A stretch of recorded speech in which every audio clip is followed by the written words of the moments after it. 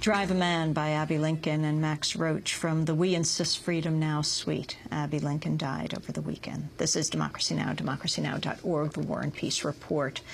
We're broadcasting on over 850 stations. Han Shun is our guest, coordinator of the Clean Up Ecuador campaign at Amazon Watch. Han Shun, can you respond to the recruiting of Mary Cudahy, a freelance journalist, on behalf of Chevron by the largest private security firm, by Kroll?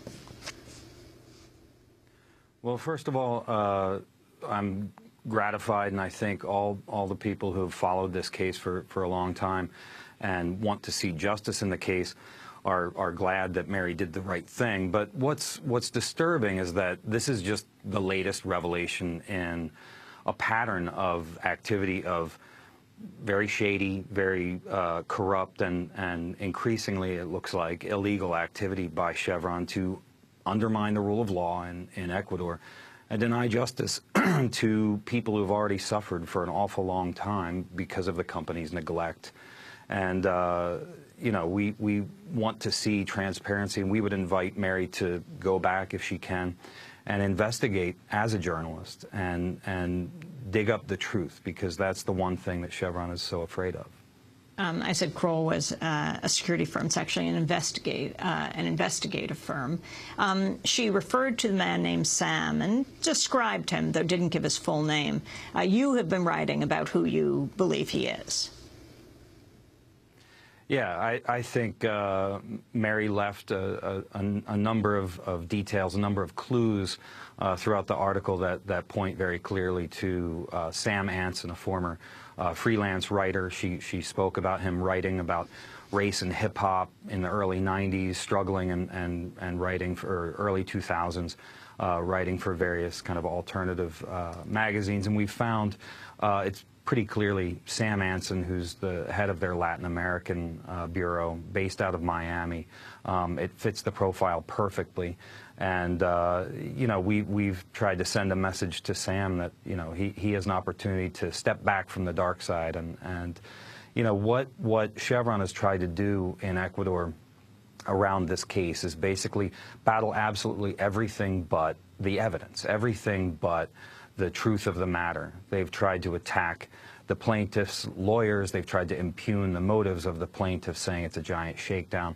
I've just returned from the Ecuadorian Amazon, where the evidence of Chevron's massive contamination throughout the rainforest, affecting the health and the well-being and the economic livelihood of tens of thousands of people, is bubbling up, you know, from beneath the surface of the ground everywhere you look. And it's still there for anyone to see. And I'm sure if Sam Anson traveled, and if his Kroll associates traveled where I did and met the people that I did, he'd be thinking twice about helping Chevron undermine the rule of law in the way that they're trying to. Give me some history, Han Shun. It was Texaco that was involved with the polluting. Explain what happened. Well, Texaco first arrived in the Ecuadorian Amazon in 1964. And from 1964 till 1992, they operated, but they operated in a way that they would have never gotten away with almost anywhere else. They deliberately dumped over 18 billion gallons of sludge and crude toxic wastewater into rivers and streams relied upon for bathing and drinking by tens of thousands of people. They abandoned more than 900 toxic waste pits throughout the region, filled with crude and sludge that continue to seep into the groundwater, and they still have not cleaned that up. And in the 90s, they basically used fraudulent testing methods to induce a release from the Ecuadorian government, which they point to as releasing them from liability. But the truth of the matter is, it doesn't release them from the responsibility that they have for the massive contamination that continues to this day.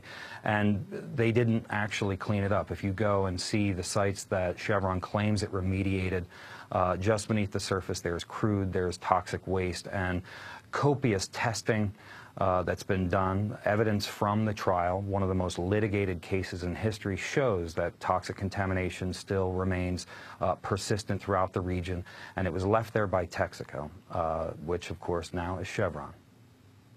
You know, it's interesting. On the one hand, they're trying to get Mary to say she's a freelance journalist, but actually act as a corporate spy paid by Kroll, which was hired by Chevron. On the other hand, they are going after an independent journalist who we had on Democracy Now!, Joe Berlinger, to get his tape of a film he was making called Crude, to use it, his outtakes.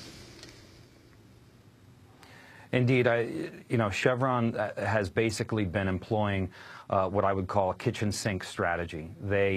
There's a mountain of incontrovertible evidence showing that they are responsible for massive contamination, poisoning, tens of thousands of people who continue to suffer, and they have done absolutely everything that they can do to evade accountability in this case. Forum shopping, trying to take this case to arbitration at The Hague, trying to, depose expert witnesses on the plaintiff's side, and trying to corrupt the trial in Ecuador. This is, as I said, just the latest revelation in a disturbing trend. Han Chan, we have less than a minute to go, but I wanted to ask where the case stands right now. Well, we're absolutely in the final lap of a 17-year marathon. But Chevron has been very adept at delay tactics and diversions.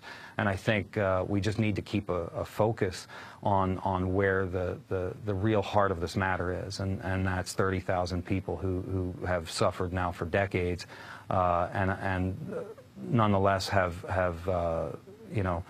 not given up and won't give up until Chevron does the right thing, cleans up its mess, and compensates them for the horrific health impacts that they continue to suffer.